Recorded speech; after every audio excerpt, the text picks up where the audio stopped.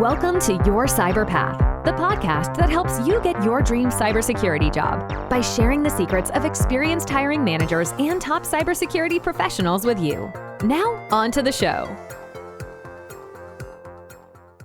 What is a password manager and why should you use one? What does it look like to you, Jason? How do you explain to somebody like what it is and why they would want one? Yeah. So, the whole reason that we use password managers in cybersecurity, and if you ever read Kit's book, Fire Doesn't Innovate, he talks about this in there as well. So it's funny Thanks. you asked me because I know you wrote about it. But yeah, and in there, I thought you had a great example because you were if you're talking to a CEO or a CFO, how do you make the case for using a password manager? Well, a password manager is a security tool, right? We all log into our different sites, whether it's locally on our computer or anywhere else on the internet. We always have a username and a password at a minimum. And some also have two-factor authentication with either an authenticator app or a text message code or something like that.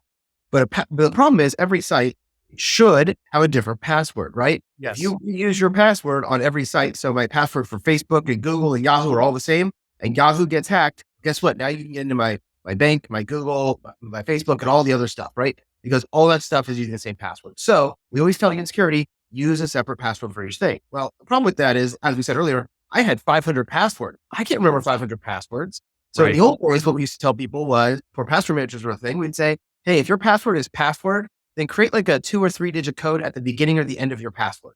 So for instance, if I was going to Google, it might be GO password. If I was going to Yahoo, it'd be YA password. And that way you always have at least a little difference in those passwords so that people can't do a whole password. But again, that's not as secure as having a long, strong password for every site.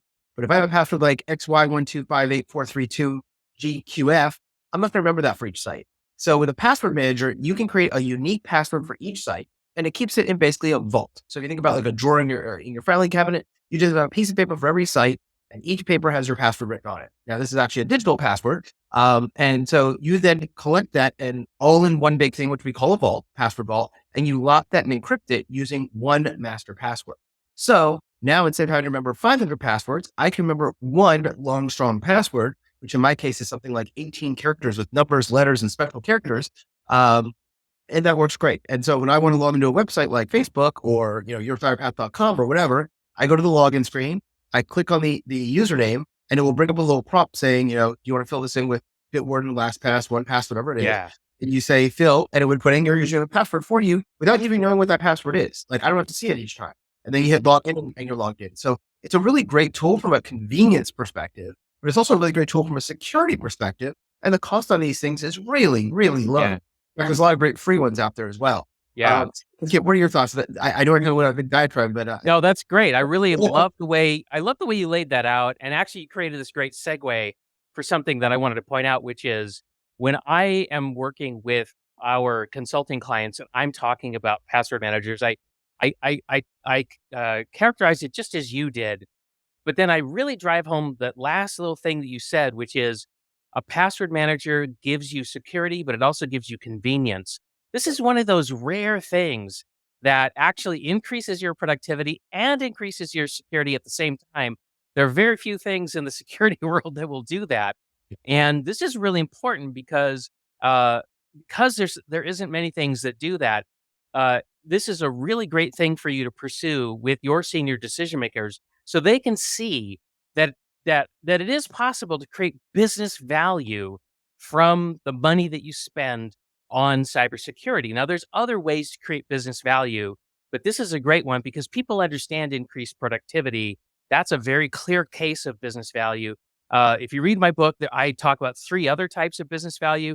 I talk about legal risk management. I talk about technical risk management. I talk about increased reliability. And then lastly, I talk about financial returns, and in this case, in the form of increased productivity. So a password manager is just one of these little golden children.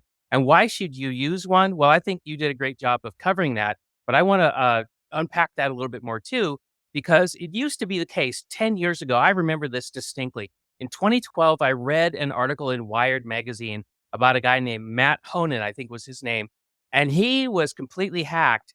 And they took over his Apple ID. They stole his email accounts. They reset all his passwords.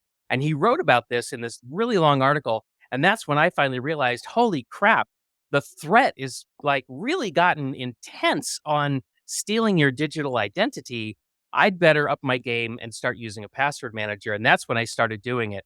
And I don't even have to do password generation anymore because the password manager will make, a unique password for every website, part of the productivity benefit. So that's why you should really use one, is because the threat is so real. If you go to Have I Been Pwned, what do they have over there, Jason? Like several billion user ID and password combinations? Easily. As we're talking, I'm just going to look it up because I'm curious now.